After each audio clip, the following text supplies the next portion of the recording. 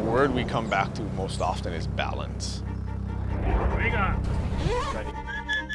Imbalance in island ecosystems is extreme. The deer impact our islands, our culture, our way of life, all the way from the mountains to the sea, Mauka to Makai.